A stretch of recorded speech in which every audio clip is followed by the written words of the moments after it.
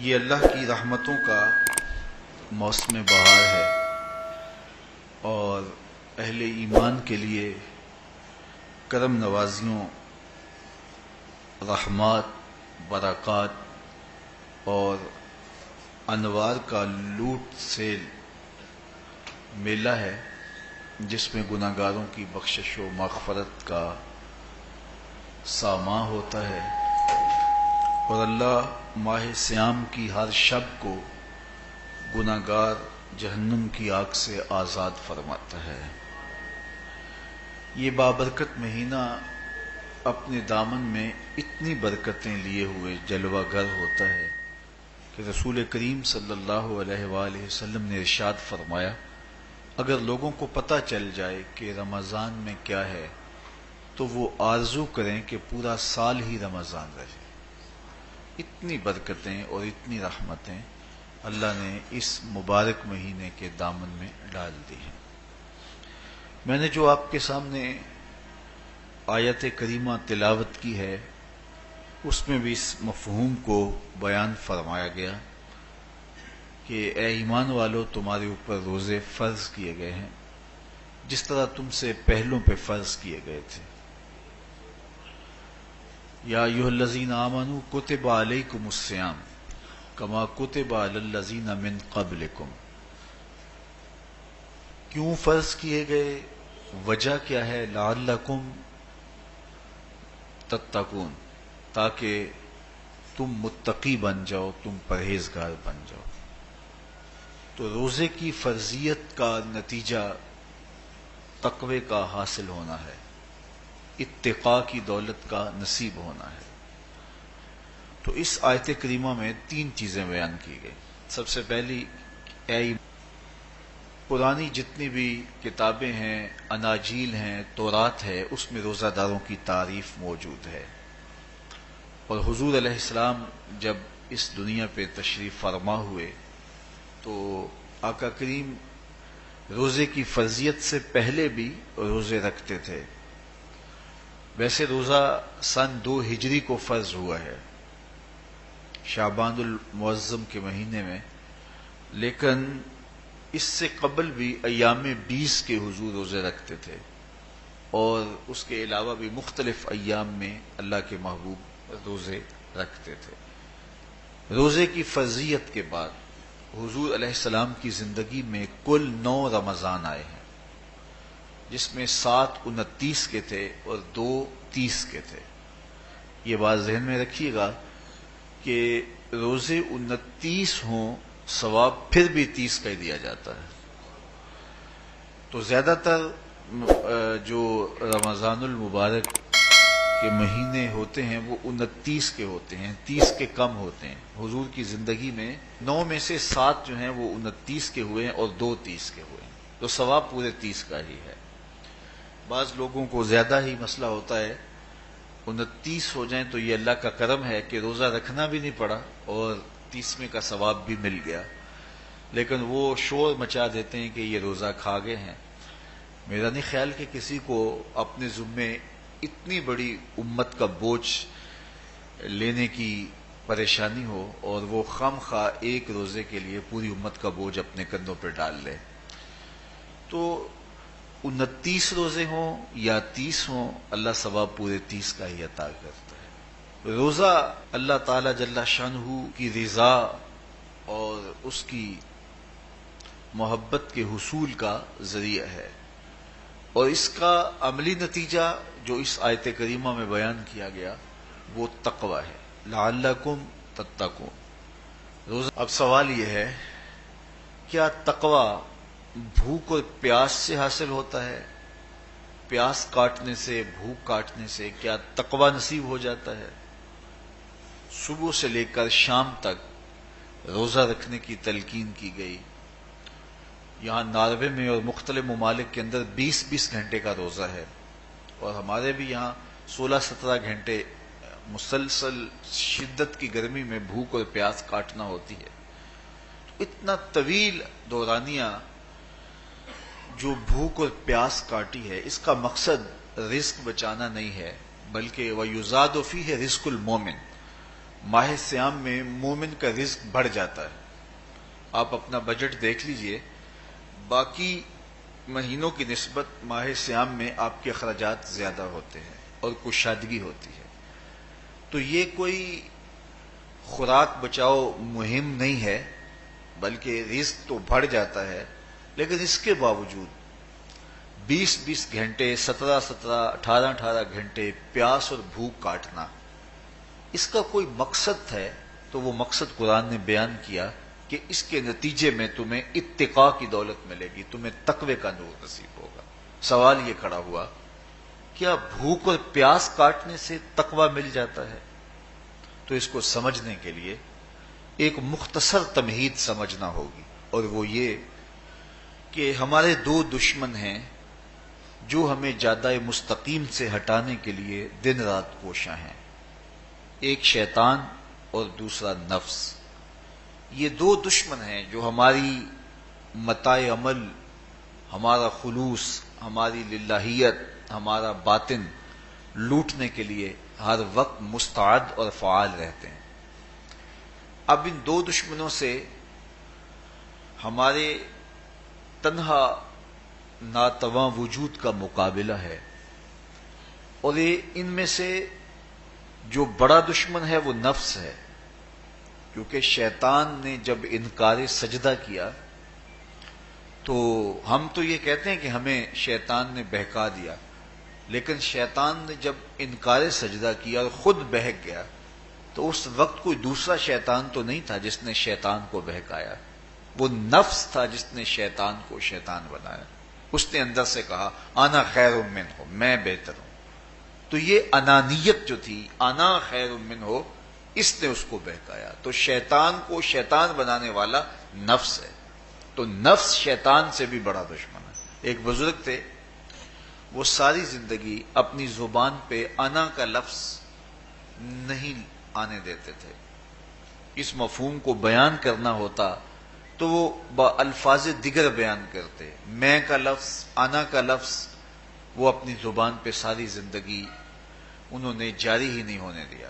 کہتے تھے اس لفظ نے شیطان کا بیڑا غرق کر دیا، تو میں یہ لفظ زبان پہ آنے نہیں دوں گا. اچھا، بندے بھی بڑے عجیب ہوتے ہیں. کسی نے کہا لو لو، ان کی زبان پہ یہ لفظ آتا کیوں نہیں، میں جاتا ہوں اور ان کی زبان پہ یہ لفظ آئے ہی آئے. چلے گئے. بزرگ تشریف فرما تھے، نماز کا وقت قریب ہو رہا تھا. حضرت ایک مسئلہ پوچھنے آیا ہوں. کہا پوچھئے. شیطان کو کس چیز نے برباد کیا؟ حضرت آپ تو بولیں گے کہ میں نے، آنا نے. تو کہوں گا جیسے بھی ہوا ان کے زبان پہ لفظ میں تو آ ہی گیا نا. تو وہ بزرگ بھی بڑے سیانے تھے، اس کی نیت کا کھوٹ سمجھ گئے. فرمانے لگے بیٹا نماز کا وقت ہو گیا ہے، نماز پڑھ لیتے ہیں پھر اس پہ بات ہوتی ہے. نماز ہوئی، سلام پھرا تو خود ہی فرمانے لگے کسی نے کہا تھا کہ شیطان کو کس چیز نے برباد کیا، جواب دینا چاہ رہا ہوں. کس نے پوچھا تھا؟ جھٹ کھڑا ہو گیا، میں نے. کہا اسی چیز نے اس کا بیڑا غرق کر دیا. تو جو نفس تھا وہ شیطان کو شیطان بنانے والا ہے. تو ہمارے ساتھ نفس بھی لگا ہوا ہے، ہمارے پیچھے شیطان بھی لگا ہوا ہے. شیطان بھی بڑا مکار دشمن ہے، چھوٹا دشمن یہ بھی نہیں ہے. یہ ہماری متاع عزیز کو، متاع ایمان کو، متاع عمل کو، متاع خلوص کو لوٹنے کے لیے دن رات مستعد اور فعال رہتا ہے. اللہ کے محبوب نے فرمایا الشیطان جاسم علی قلب ابن آدم فاذا ذکر اللہ خانسہ واذا غفل وسوسہ. شیطان اولاد آدم کے دل پہ قبضہ جما کے بیٹھ جاتا ہے. جب یہ اللہ کا ذکر کرتا ہے تو بھاگ جاتا ہے، اور جب یہ اللہ کے ذکر سے غافل ہوتا ہے تو یہ وسوسہ اندازی کرتا ہے. تو شیطان اولاد آدم کے دل پہ قبضہ جماتا. اسے پتہ ہے کہ دل قابو میں آ گیا تو پورا بدن قابو میں آ گیا، کیونکہ میرے اعضائے بدنیاں میرے دل کے تابع ہیں. موسم اچھا ہے، رت سہانی ہے، صحن چمن میں پھول کھلے ہیں، لیکن میرا دل نہیں چاہ رہا تو ٹانگیں جنبش ہی نہیں کریں گی. مرغن غذائیں سامنے پڑی ہیں اور آپ کا تقاضا ہے کہ جناب لے لیجئے، لیکن میرا جی نہیں چاہے گا تو ہاتھ جنبش نہیں کریں گے. آسمان ستاروں اور کہکشاؤں سے بھرا ہوا ہے، جی نہیں چاہے گا تو نظر نہیں اٹھے گی. آپ سماعتیں بچھائے بیٹھے تھے، جی نہیں چاہے گا زبان نہیں بولے گی. تو پورے آزاد دل کے تابع ہیں، اور اگر دل شیطان کے تابع ہو گیا، اس کے ہتھے چڑھ گیا، تو پھر اعضاء وہی کریں گے جو شیطان چاہے گا. اور اگر یہ دل مالک کی محبت سے سرشار ہوگا تو پھر دل جو چاہے گا وہی اعضاء کریں گے، تو دل اللہ کی نافرمانی کی چاہت ہی پیدا نہیں ہونے دے گا، تو اعضائے بدنیہ کا رخ بھی اللہ کی رضا کے حصول کے لیے ہوگا۔ تو شیطان بھی قبضہ دل پہ جماتا ہے اور دل کو قابو میں کر کے حضرت انسان کا بیڑا غرق کرتا ہے۔ اللہ تعالیٰ کا کرم یہ ہوا، اذا جاء رمضان سلسلۃ الشیاطین، اللہ کے محبوب علیہ السلام ارشاد فرماتے ہیں جب ماہ صیام آتا ہے تو شیاطین جکڑ دیے جاتے ہیں، جنت کے دروازے کھول دیے جاتے ہیں، جہنم کے دروازے بند کر دیے جاتے ہیں۔ اب ہمارے دو دشمن تھے، ایک نفس اور دوسرا شیطان، دونوں کے مقابلے میں ناتواں اور کمزور جان کو مقابلے میں آنا پڑتا تھا، لیکن جب ماہ صیام آیا، یہ ماہ انور آیا، تو ہمارے دو دشمنوں میں سے ایک دشمن باندھ دیا گیا۔ اب ہمارا مقابلہ صرف ایک دشمن سے رہ گیا۔ دیکھیے، ماہ رمضان آتا ہے تو مسجدوں کے در کشادہ ہو جاتے ہیں، لوگوں کا رجحان دین کی طرف ہوتا ہے۔ جو 5 نمازیں بھی نہیں پڑھتے ہوتے ان کو تراویح میں بھی کھڑا ہوتا دیکھتے ہیں، اہتمام ہوتا ہے، نیکی کا، صدقہ و خیرات کا ماحول پیدا ہوتا ہے۔ ایسا کیوں ہے؟ کہ شیطان بن گیا، لیکن اس کے باوجود نظر بھٹک رہی ہے، خیالوں میں آوارگی ہے اور رشوت کا بازار گرم ہے۔ کیوں؟ کہ ابھی نفس موجود ہے۔ تو نیکی کا جو ماحول پیدا ہوا یہ شیطان کے بن جانے کی وجہ سے، اور برائی کا ماحول اب بھی موجود ہے یہ نفس کے موجود ہونے کی وجہ سے۔ تو ہمارے دو دشمن ہیں جو ہمیں جادہ مستقیم سے ہٹاتے ہیں، ایک شیطان اور دوسرا نفس۔ اب جب ماہ صیام آیا تو شیطان باندھ دیا گیا، اب ہمارا مقابلہ صرف نفس سے ہے، اور یہ نفس شیطان سے بھی بڑا دشمن ہے۔ شیطان کو شیطان بنانے والا نفس ہے، اور وہ ہمارے ساتھ جڑا ہوا ہے۔ ماہ صیام میں شیطان تو بند گیا لیکن نفس نہیں بندھا۔ اب ہمیں اپنے نفس کو کمزور کر کے اور اپنی فتح حاصل کرنی ہے اور تقوی کی منزل کو پانا ہے۔ اب شیطان تو اللہ نے باندھ دیا، اب نفس کو کیسے باندھے؟ تو آئیے، نفس کی بندش کیسے ہوگی یہ کسی ایکسپرٹ سے پوچھیں گے کہ یہ کیسے اس کو باندھیں گے، اس کو کیسے قابو میں کریں گے۔ تو کسی ایسے شخص سے پوچھیں جو اس شعبے کا ماہر ہو۔ تو علامہ اقبال کے مرشد ملا جلال الدین رومی علیہ رحمہ کہتے ہیں آؤ تمہیں میں ایک معالج کا پتہ دیتا ہوں جو تمہیں اس بیماری کا علاج بتائے گا اور اس کی بندش کے طریقے بتائے گا۔ شیخ رومی علیہ رحمہ فرماتے ہیں ہفت شہر عشق را اتار گشت ما ہنوز اندر خم یک کوچام۔ عشق کے 7 شہر شیخ فرید الدین اتار گھوم چکے ہیں، اور میرے جیسا شخص عشق کے پہلے شہر کی پہلی گلی کے کونے پہ کھڑا ہے۔ اب اندازہ کیے کہ جن کا پتہ حضرت ملا جلال الدین رومی دے رہے ہیں وہ کس بلند مرتبے پہ فائز المرام ہے۔ فرمایا کہ وہ عشق کے 7 شہر گھوم چکے ہیں اور میں پہلے شہر کی پہلی گلی کی نکر پہ کھڑا ہوں۔ اب شیخ فرید الدین علیہ رحمہ سے پوچھئے کہ شیطان تو بند گیا، اب نفس کا وبال ہمارے اوپر پڑ رہا ہے اور ہم اس کے باوجود ماہ صیام کے اندر گناہوں میں منہمک ہیں، تو ہمیں بتایا جائے کہ اس نفس کا علاج کیسے کیا جائے۔ ہمیں آپ کا پتہ بتایا گیا ہے۔ تو شیخ فرید الدین اتار بولے نفس نتواں کشت الا باسے چیز بات گوئم یاد گیرش اے عزیز۔ نفس نہیں مرتا، لیکن اگر 3 اسلحے تیرے پاس ہوں تو یہ ٹھہر بھی نہیں سکتا۔ وہ 3 اسلحے کون سے ہیں؟ خنجر خاموشی و شمشیر جو، نیزائے تنہائی و ترک ہجو۔ خاموشی کا خنجر، بھوک کی تلوار اور تنہائی کا نیزہ۔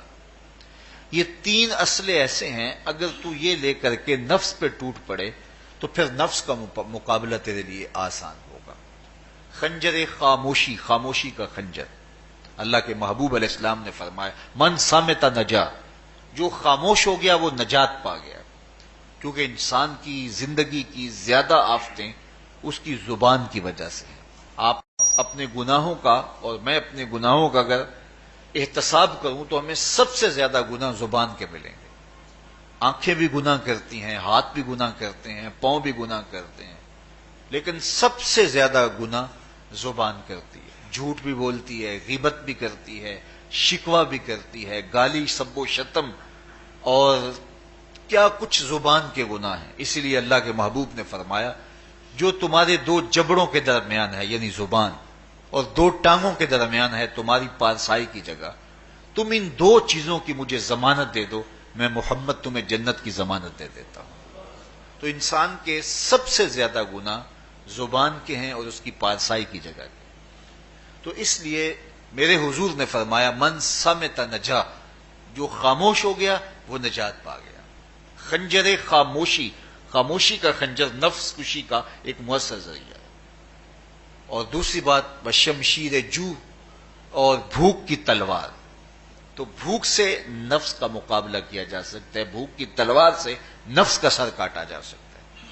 اللہ کے محبوب کا فرمان سنیے، یا معاشر الشباب من استطاع منکم الباء فلیتزوج فإنہ اغض للبصر واحسن للفرج فمن لم یستطع فعلیہ بالصوم فإنہ لہ وجاء۔ اے جوانوں کے گروہ، تم میں سے اگر کوئی نکاح کرنے کی طاقت رکھتا ہے تو وہ دیر نہ کرے، فی الفور نکاح کر لے، یہ نظر کا اور پارسائی کا محافظ ہے۔ لیکن اگر تم میں سے کوئی نکاح کرنے کی فی الحال پوزیشن میں نہیں ہے تو وہ کثرت کے ساتھ روزے رکھے۔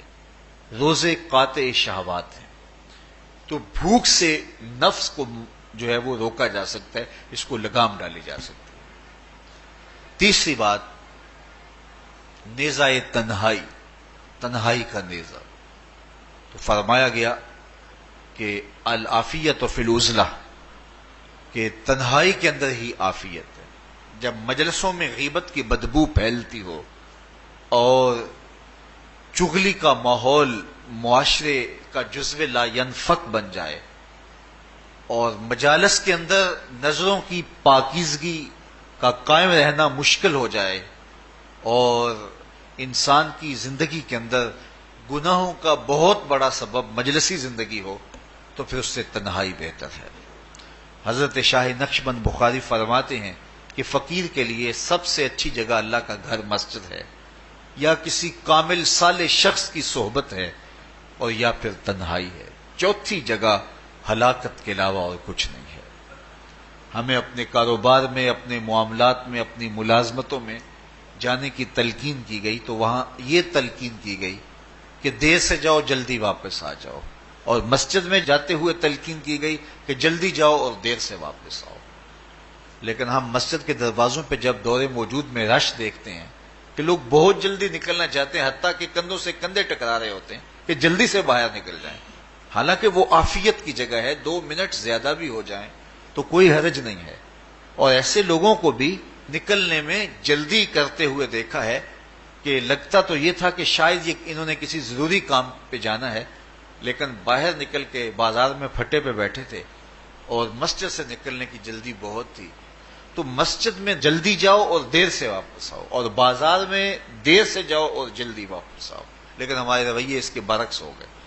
تو تنہائی میں عافیت ہے، خاموشی میں عافیت ہے، اور بھوک میں عافیت ہے، اور یہ ساری چیزیں روزے میں میسر ہیں۔ فرمایا تم سے اگر کوئی شخص الجھے، بحث کرے، لڑائی کرنا چاہے تو تم اسے کہو انی صائم، میں نے روزہ رکھا ہوا ہے۔ اسی طرح جو ہے وہ روزے سے آپ کو یکسوئی ملے گی، قرآن مجید کی تلاوت کا ماحول ہوگا اور تم بھوک کاٹو گے، اور یہ تینوں چیزیں تمہارے نفس کو کمزور کرنے والی ہیں۔ شیطان بند گیا، نفس کمزور ہو گیا، اور جب نفس کمزور ہو گیا، کمزور ہوتا ہے، یہ نفس مرتا نہیں ہے۔ یہ تو کوئی ہے باج فقیراں کسے نہیں ماریا، باہو ظالم چور اندر دا، یہ اندر والا چور جو ہے وہ اتنی آسانی سے قابو آتا ہی نہیں ہے، یہ پھر سر اٹھا لیتا ہے۔ اس کو جتنا کچلو، یہ کچھ عرصے کے بعد تھوڑی سی خوراک ملتی ہے تو پھر سر اٹھا لیتا ہے۔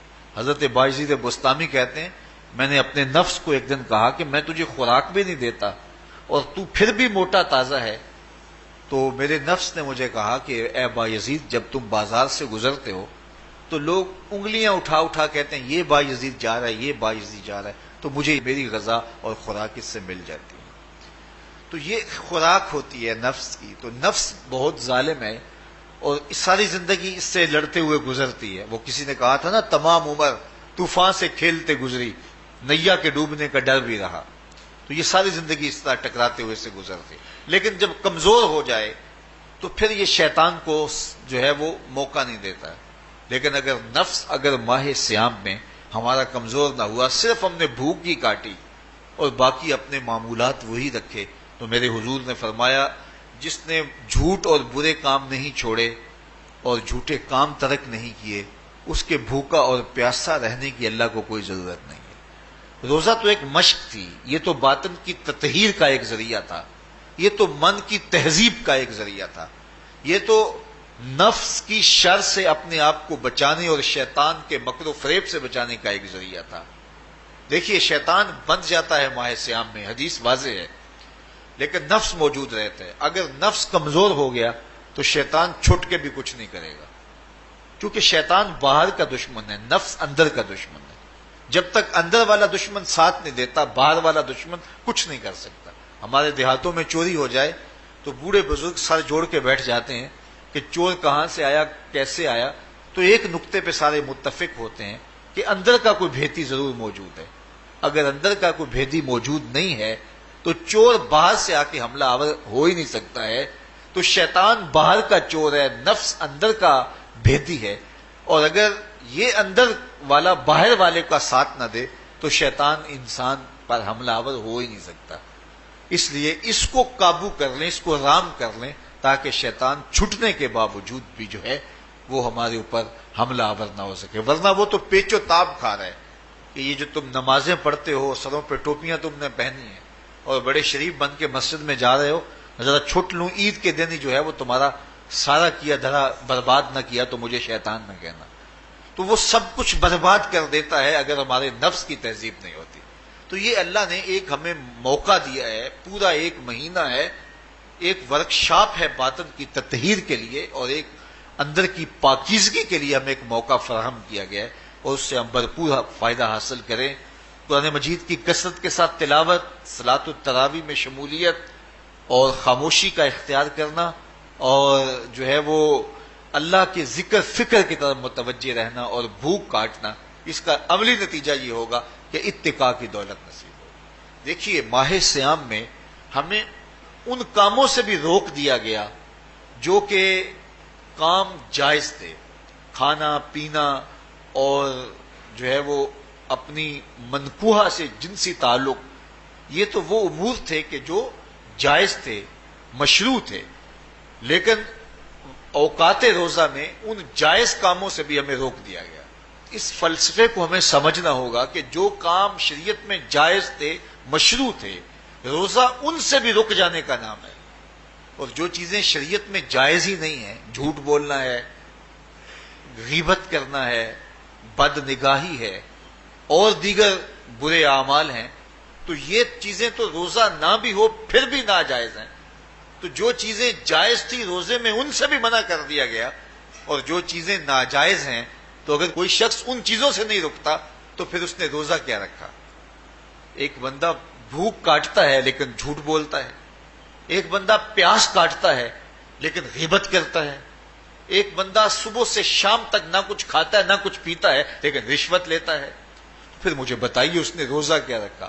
روزہ تو ایک مشق تھی کہ جو چیزیں جائز تھی ان سے بھی منع کر دیا گیا، ان سے بھی روک دیا گیا، اور جو ناجائز تھی وہ تو پہلے ہی ناجائز تھی، روزے کے بغیر بھی ناجائز تھی. تو اس لیے روزہ ایک مشق ہے. ہمارے سامنے مرغن غذا موجود ہے، ہمارے پاس سامنے ٹھنڈا مشروب موجود ہے، اور ہمیں مشق کرنے کی تلقین کی گئی کہ تمہیں بھوک ہے، شدت کی پیاس ہے، لیکن صبر کر کے دکھاؤ تم نہیں لوگے، یہ تمہاری مشق ہے. تو پھر جو حرام ہوگا، اللہ کی طرف سے ممنوع ہوگا، تو اس کو تم کس طرح لوگے جب تمہاری یہ مشق ہو چکی. لیکن ہم اس مشق کے اندر ہی جب ان سے نہیں رکیں گے تو پھر ہمارا روزہ ہی نہیں ہوگا. پھر بھوک اور پیاس کاٹنے کے علاوہ کچھ نہیں ہوگا. بہت سارے روزہ دار ایسے ہیں جن کا روزہ سوائے بھوک اور پیاس کاٹنے کے کچھ نہیں ہے. اس لیے جن چیزوں سے اللہ نے منع کیا ہے ان سے تو رکنا ہی رکنا ہے. جو چیزیں مشروع ہیں ان سے وقتی طور پہ روکا گیا تو ان سے بھی روک کر کے روزے کی تکمیل کی جائے. اچھا، روزے میں ایک اور چیز ہے کہ ہمارے صوفیہ مراقبہ کر کے ایک دولت پاتے ہیں، اور وہ کیا کہ اللہ دیکھ رہا ہے. وہ مراقبے میں بیٹھ جاتے ہیں اور اس تصور میں ڈوب جاتے ہیں کہ میرا اللہ مجھے دیکھ رہا ہے. اور یہ یقین اپنے اندر اتارتے رہتے ہیں، اس کا نتیجہ یہ ہوتا ہے کہ پھر گناہ کرنا مشکل ہو جاتا ہے۔ یہ تصور جب بندے کے ساتھ جڑ جاتا ہے کہ میرا اللہ مجھے دیکھ رہا ہے۔ ماہ سیام میں یہ دولت اللہ بانٹ دیتا ہے۔ جو مراقبے سے صوفیہ حاصل کرتے ہیں، اللہ تعالیٰ اس دولت کو اہل ایمان پہ چھڑک دیتا ہے۔ کڑکتی دھوپ، برستی گرمی، زبان کانٹا، ہونٹ خشک، ٹھنڈا پانی دستیاب، دروازہ مکفل، کوئی دیکھنے والا بھی نہیں ہے، لیکن بندہ ایک گھونٹ بھی نہیں پیتا، وضو کرتے بھی احتیاط کرتا ہے کوئی قطرہ حلق سے نیچے نہ اتر جائے، کیوں کہ میرا اللہ مجھے دیکھ رہا ہے۔ جو چیزیں صوفیاء کو مراقبے سے نصیب ہوتی ہیں، ماہ سیام میں اللہ اس دولت کو بانٹ دیتا ہے، چھڑک دیتا ہے، بارش کی طرح وہ دولت برستی ہے، اور یہ تصور ہمارے ساتھ جڑ جاتا ہے کہ میرا اللہ مجھے دیکھ رہا ہے۔ ہم پانی نہیں پیتے، اللہ دیکھ رہا ہے، مرغن غذائیں موجود ہیں کہ اللہ دیکھ رہا ہے۔ تو میں یہ پوچھتا ہوں کہ ہم کھانا نہیں کھاتے کہ اللہ دیکھ رہا ہے، ہم پانی نہیں پیتے کہ اللہ دیکھ رہا ہے، لیکن جب رشوت لے رہے ہوتے ہیں اللہ اس وقت نہیں دیکھتا؟ جب نظر بھٹک رہی ہوتی ہے اللہ اس وقت نہیں دیکھتا؟ جب خیال بہک رہا ہوتا ہے اللہ اس وقت نہیں دیکھتا؟ جب سوچوں میں آوارگی آتی ہے اللہ اس وقت نہیں دیکھتا؟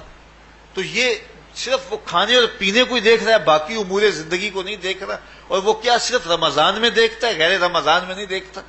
تو یہ جو نور اترا تھا ماہ سیام میں، اس کو اپنے اندر اگر جذب کر لیا جائے تو زندگی سنور جاتی ہے۔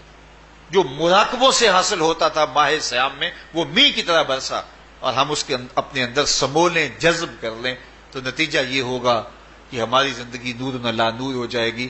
اور یہ تصور جب انسان کی زندگی میں جم جائے تو یہ گناہوں سے روکنے کا مؤثر ذریعہ ہے کہ میرا اللہ مجھے دیکھ رہا ہے۔ مجھے بتائیے اس سے بڑا ہیجان انگیز بھی کوئی منظر ہو سکتا ہے کہ حسن کی پتلی ہے، اور جو ہے وہ اس کی ایک ایک ادا اور اشوے سے قیامتیں پھوٹتی ہیں، اور وہ خود جناب یوسف کے سامنے اپنے حسن کو پیش کر رہی ہے، ساتوں دروازے بھی مکفل ہیں، بت کے اوپر بھی کپڑا ڈال لیا، اور زلیخا حضرت یوسف کو خود کہہ رہی ہے تالک یوسف اب تو آ جاؤ نا، ذرا آنکھ اٹھا کے میرے جلوے دیکھو۔ لیکن جناب یوسف کیا بولتے ہیں؟ قال معاذ اللہ، میں اللہ کی پناہ میں آتا ہوں۔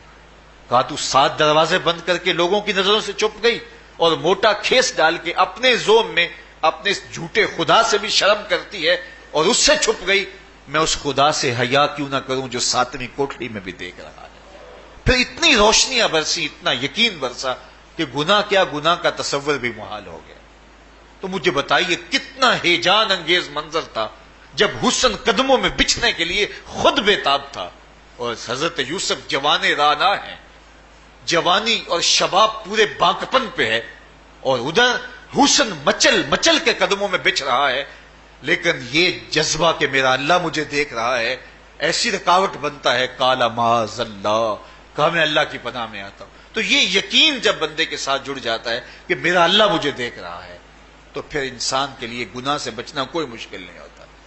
گھر میں فاقے ہوں، مشکل میں بندہ پھنسا ہو اور اس کو رشوت مل رہی ہو، تو پھر اپنا ہاتھ روکنا بڑا مشکل ہوتا ہے، بلکتے بچوں کا خیال آتا ہے۔ لیکن جب یہ خیال ہو کہ میرا رب میرا رازق ہے اور میرے اس عمل کو دیکھ رہا ہے، تو پھر بندہ اس کو پرے کا کی حیثیت بھی نہیں دیتا، اور جب وہ پاؤں کی ٹھوکر پہ بھی نہ رکھے تو پھر اللہ فرماتا ہے وَيَرْزُقْهُ مِنْ حَيْثُ لَا يَحْتَسِبُ، تو یہ کر کے دیکھ میں تجھے وہاں سے رزق دوں گا جہاں سے تجھے گمان بھی نہیں ہوگا۔ تو اپنے یقین کو کھڑا کر کے دیکھ، میرے اوپر اعتماد کر کے دیکھ۔ میرے حضور نے فرمایا اللہ پر توکل کرنے کا جو حق ہے اگر تم ادا کرو، وہ تمہیں ایسے رزق دے جیسے پرندوں کو عطا کرتا ہے۔ صبح گھر سے نکلتے ہیں خالی پیٹ ہوتے ہیں، ہمیں تو پتہ ہے دفتر میں جانا ہے، ہمیں تو پتہ ہے دکان پہ جانا ہے، ہمیں تو پتہ ہے فیکٹری میں جانا ہے، ہمیں تو پتہ ہے کہ ہم نے فلاں جگہ جا کے دہاڑی لگانی، لیکن ان کا کوئی کاروبار نہیں ہوتا، کوئی فیکٹری نہیں ہوتی۔ جدھر جی آیا صبح جو ہے وہ اڑان بھر دی، بند توکل پنچھی اڑ دے، خرچ نہ پلے زیرا ہو، نہ کوئی راز ہے نہ کوئی کاروبار ہے، لیکن کبھی ایسا نہ ہوا کہ شام کو خالی پیٹ آئے ہوں۔ تو کہا اگر تم اللہ پہ توکل کر لو وہ بھی تمہیں ایسے رزق دے جیسے پرندوں کو رزق عطا کرتا ہے۔ پرندوں میں سے ایک پرندہ ہے ہنس، یہ سچے موتی کھاتا ہے، اور آپ پنساری کے پاس موتی لینے جائیں تو ہزاروں روپے تولے کے ماشے کے حساب سے آپ لیں تو پھر بھی آپ سوچتے ہیں کہ پتہ نہیں یہ خالص دیے یا نہیں دیے، وہ اتنے نایاب اور کامیاب ہیں کہ آپ ماشوں اور تولوں میں خریدتے اور پھر بھی آپ کو شک رہتا ہے کہ یہ خالص ہیں یا کہ نہیں. اور ہنس کھاتا ہی وہ ہے، اور دنیا پر ایک نہیں لاکھوں کروڑوں ہنس ہیں، اور روزانہ صبح و شام کھاتے اور پیٹ بھر کے کھاتے ہیں، اور اللہ انہیں روز عطا بھی کرتا ہے. تو یہ مالک وہ ہے، رازق ہے. جب اس پہ توکل اور اس پہ یقین پیدا ہو جاتا ہے تو پھر مشکل نہیں رہتا، پھر آسانی پیدا ہو جاتا. تو روزوں میں اللہ تعالیٰ یہ یقین دیتا ہے کہ وہ مجھے دیکھ رہا ہے. بندہ یہ تیقن پیدا کر لیتا ہے کہ میرا اللہ مجھے دیکھ رہا ہے. بعض کا چھوٹے بچے روزہ رکھ لیتے ہیں تو مائیں بے چین ہو جاتی ہیں. جب دوپہر کے وقت پھول جیسے بچے کملا جاتے ہیں تو مائیں انہیں بند کمرے میں کوئی کھانا یا کوئی ٹافی یا کوئی اور چیز یا چاکلیٹ دیتی ہیں کہ بیٹے یہ کھا لو. تو وہ بچے نہیں کھا رہے ہوتے تو مائیں کہتے ہیں پتر کھا لو، کوئی نہیں دیکھ رہا. تو وہ بچے بھی کہتے ہیں اللہ دیکھ رہا ہے. تو وہ جو صوفیاء کو مراقبوں سے ملتا ہے وہ ایک بچے کو بھی نصیب ہو رہا ہے کہ میرا اللہ مجھے دیکھ. یہاں ایک اور بھی تسلی ہے، ہم 1000 گناہ گار سہی، ہم 1000 سیاہ کار سہی، لیکن ہمارا رب پہ کتنا یقین ہے رمضان میں پتہ چلتا ہے کہ اس ذات پہ ہمارا کتنا تیقن ہے، کتنا یقین ہے، جس کو دیکھا نہیں، چھوا نہیں، بات نہیں ہوئی، جو تصور خیال کی حدود سے بڑا ہے. اتنا یقین ہے کہ ہم پانی نہیں لیتے، کھانا نہیں لیتے کہ میرا اللہ مجھے دیکھ رہا ہے. کاش کہ اس کو ہم اپنی پوری زندگی میں پھیلا لیں، اور اس کو زندگی میں جب ہم طاری کر لیں گے تو پھر گناہ کرنا محال اور ناممکن ہو جائے گا، اور زندگی نور علی نور ہو جائے گی.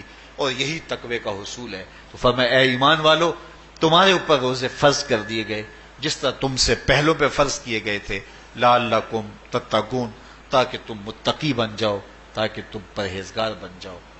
حضرت سلمان فارسی رضی اللہ تعالی عنہ سے مروی ہے کہ جب شعبان کی 29 تاریخ ہوتی تو اللہ کے محبوب ہمیں خطبہ ارشاد فرماتے. اس میں رمضان المبارک کے فضائل بیان کرتے اور کہتے تمہارے پاس ایک شہر عظیم، عزت اور عظمت والا مہینہ آ رہا ہے جس کا ہر دن باقی سال کے دنوں سے افضل ہے، جس کی ہر رات باقی سال کی راتوں سے افضل ہے، اور اس میں ایک رات ایسی ہے لیلۃ القدر جو 1000 مہینے سے بہتر.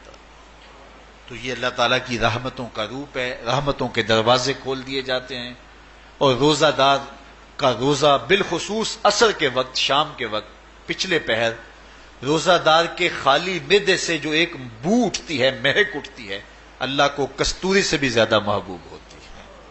اللہ اکبر. اور فرمایا للصائم فرحتان، فرحت عند فطرہ و فرحت عند لقاء ربہ. روزہ دار کے لیے 2 خوشیاں ہیں. ایک خوشی اسے تب ملتی ہے جب وہ روزہ کھولتا ہے سارے دن کی بھوک اور پیاس کاٹ کے، جب شام کو ٹھنڈا اور میٹھا مشروب اسے ملتا ہے اور وہ مشروب اپنے جو ہے وہ منہ میں ڈالتا ہے، وہ معدے کی طرف اترتا ہے، تو اس کی زبان بولے نہ بولے اس کا ایک ایک انگ اللہ کی تسبیح بول رہا ہوتا ہے اور اللہ کا شکر ادا کر رہا ہوتا ہے. اس وقت اسے ایک عجیب فرحت ہوتی ہے کہ اتنا طویل لمبا روزہ تھا، شکر ہے کہ میرا روزہ تکمیل کو پہنچا. ایک روحانی مسرت، پھر روزہ کھلنے کے وقت اس کو بدنی مسرت. تو ایک فرمایا اس کو فرحت تب ملتی ہے جب وہ روزہ کھولتا ہے، وَفَرْحَةٌ عِنْدَ لِقَاءِ رَبِّهِ، اور دوسری فرحت اسے تب ملے گی جب روزے کے صلے میں اللہ اپنے رخ سے پردہ ہٹا دے گا اور اللہ اپنا دیدار عطا فرمائے گا. تو یہ روزے دار کے لیے خوشیاں ہیں. تو خوش نصیب ہیں وہ لوگ جو ماہ سیام کے روزے پورے خشوع و خضوع کے ساتھ رکھتے ہیں اور اس کی برکتوں سے مالا مال ہوتے ہیں. ورنہ بعض لوگ میں نے ایسے بھی دیکھے ہیں وہ چھوٹی چھوٹی بیماریوں کا بہانہ بنا کے روزہ ترک کر دیتے ہیں اور انہیں حوصلہ ہی نہیں پڑتا روزہ رکھنے کا، چونکہ الصوم نصف الصبر، روزہ آدھا صبر ہے. میں سمجھتا ہوں، میں شوگر کا مریض ہوں اور 4 سے 5 گھنٹے اگر مجھے کچھ کھانے کو نہ ملے تو میری طبیعت میں ایسا اضطراب اور بے چینی پیدا ہو جاتی ہے کہ میں گھر والوں سے الجھنے کی کیفیت میں بھی آ جاتا ہوں. لیکن ماہ سیام میں 20 گھنٹے بھی کاٹ لیتا ہوں، لیکن میری طبیعت پہ کوئی بوجھ اس لیے نہیں ہوتا کہ میں اللہ کی رضا کو اپنے ذہن کے ایک ایک گوشے میں رکھے ہوئے ہوتا ہوں. تو یہ آدھا صبر ہے، یہ صبر سکھاتا ہے. اور پھر روزے سے جب ہم بھوک کاٹتے ہیں تو غربا، مساکین، وہ لوگ جو بیچارے بھوک اور پیاس کاٹ کے زندگی گزارتے ہیں، ان کا بھی ہمیں خیال آتا ہے کہ ہمیں تو اپنے اختیار سے چند لمحوں کے لیے بھوک کاٹنی پڑی تو اس کی کلفت اور اس کی اذیت اتنی ہے، تو جو شخص مجبوری کی وجہ سے کاٹتے ہیں اور ان کے بلکتے بچے ان کے سامنے ہوتے ہیں تو پھر ان کا عالم کیا ہوگا؟ تو اس سے پھر صدقہ اور خیرات کا ماحول پیدا ہوتا ہے اور ہم غربا کو اپنے ساتھ خوشیوں میں شریک کرتے ہیں۔